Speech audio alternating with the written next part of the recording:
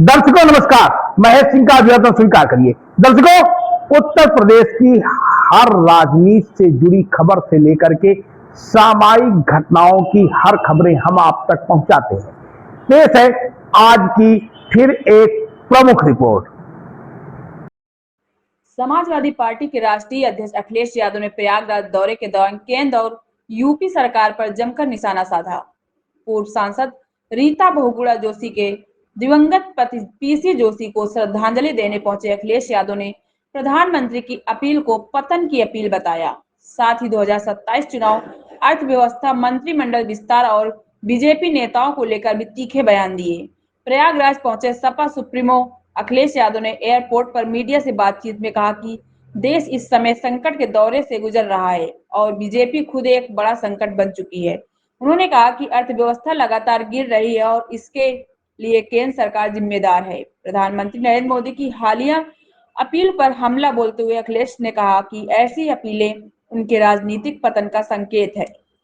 उन्होंने दावा किया कि लोकसभा में हारने वाले नेता आगे भी जनता का विश्वास नहीं जीत पाएंगे। 2027 विधानसभा चुनाव को लेकर पूछे गए सवाल पर अखिलेश यादव ने कहा कि प्रयागराज शिक्षा, संस्कृति और सौहार्द की त्रिवेणी है, लेकिन चुनावी रणनीति अभी सार्वजनिक नहीं है की जाएगी। वहीं सपा सांसद अजय सिंह लोधी के विवादित बयान पर उन्होंने कहा कि किसी भी व्यक्ति के लिए अमर्यादित भाषा सही नहीं है। हालांकि दुख और गुस्से में शब्दों का चयन गलत हो सकता है। सपा की बागी विधायक पूजा पाल को लेकर भी अखिलेश ने बीजेपी पर तंज कसते हुए कहा कि बीजेपी चाहे तो डिप्टी सीएम बनाकर उन्हें सम्मान दे सकती है। मंत्रिमंडल विस्तार पर कटाक्ष करते हुए अखिलेश ने कहा कि कुछ नेताओं को स्टूल पर बैठाने की राजनीति हो रही है। डिप्टी सीएम केशव प्रसाद मौर्य के 2047 तक सत्ता में रहने वाले बयान पर भी उन्होंने व्यंग किया। सपथ समाचार ब्यूरो। यह अर्थव्यवस्था आज नीचे किसकी वजह से जा रही है? सत्ता में कौन लोग हैं? डॉलर क्यों नीचे जा रहा है या क्यों ऐसी अपील करनी पड़ रही है? ये अपील नहीं है, ये पतन की अपील की है। जो लोकसभा में हारे हैं वो अपील के बाद भी हारेंगे। प्रधानमंत्री जी ने कल कहा है कि तेल कम यूज करें, सोना न खरीदें, क्या कहेंगे इसको लेकर? दिल्ली ये अपील नहीं है, ये पतन का अपना ऐलान किया है। जो संकट बता रहे हैं, संकट तो बीजेपी खुद है। सत्ता में कौन लोग हैं? बीजेपी खुद है। जो लोग अपनी अर्थव्यवस्था का दावा करते थे कि हम दुनिया में ये अर्थव्यवस्था बन गए, तो आज अर्थव्यवस्था क्यों गड़बड़ा गई? क्यों अर्थव्यवस्था पटरी से उतर गई? क्यों अर्थव्यवस्था लड़खड़ा गई है? और फिर किसान की आय दोगुनी होना, प्रति व्यक्ति आय कितनी बताते थे। यहाँ तो न केवल यूनिवर्सिटी कॉलेज हैं, शिक्षा की स्थान है, बल्कि हमारे पत्रकार साथी तो निष्पक्ष पत्रकारिता के विश्वविद्यालय भी इलाहाबाद रहा है। इलाहाबाद इसीलिए तो है कि जिसने प्रधानमंत्री दिए, भारत रत्न मिले यहाँ से लोगों पे, क्योंकि पत्रकारिता, निष्पक्ष पत्रकारिता का विश्वविद्यालय भी इलाहाबाद रहा है। महिला विरोधी बताया है समाजवादी पार्टी की सरकार को, आपको भी महिला विरोधी बताया। आपको प्रधानमंत्री जी को देख करके, मुख्यमंत्री जी को देख करके, उनका लोकसभा में जब बिल उन्हें पता था कि डिलिमिटेशन बिल पास नहीं होगा तो नोटिफिकेशन किया नहीं किया। मुख्यमंत्री जी विधानसभा में जो लोकसभा का प्रस्ताव रहा, जो लोकसभा में कानून बन गया, उसके खिलाफ कर रहे हैं। आप दोनों को नहीं समझ पा रहे हैं क्या आप? ये पतन है उनका। अच्छा, अजय सिंह लोधी आपके सांसद है, प्रधानमंत्री जी पर कोई टिप्पणी की है, मुकदमा भी दर्ज हुआ है। क्या राजनीति में जो शब्दों की मर्यादा है उसको इस तरह से लड़ना चाहिए, क्या कहेंगे इस पर?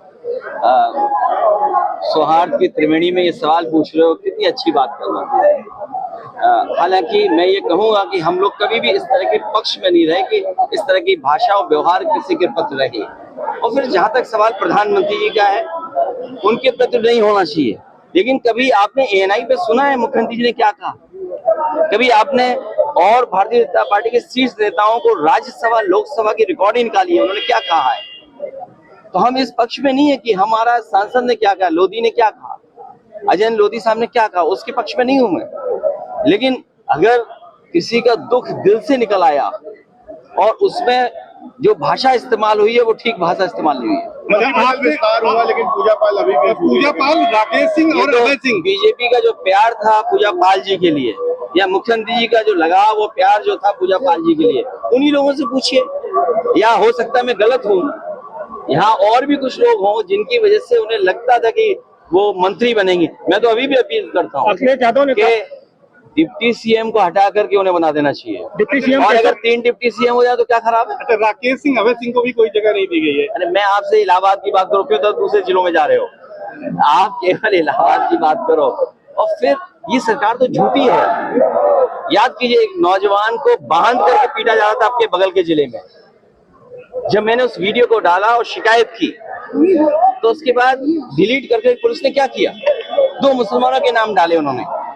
क्या आईपीएस, डीजीपी, डीआईजी, पुलिस प्रशासन, एडमिनिस्ट्रेशन, सरकार यही रास्ता अपनाएगी कि जब पकड़े जाएं तो आप झूठे नाम डाल दोगे तो? अच्छा, पश्चिम बंगाल के मुख्यमंत्री बने हैं, उनके जो पीए की हत्या हुई थी उसका कनेक्शन बलिया से भी आया, गिरफ्तारी हुई और आरोपी की तस्वीरें कई लोगों के साथ आई है। अरे बलिया से नहीं, आप तस्वीरें देखो किनके साथ हैं, बीजेपी के लोगों के साथ हैं।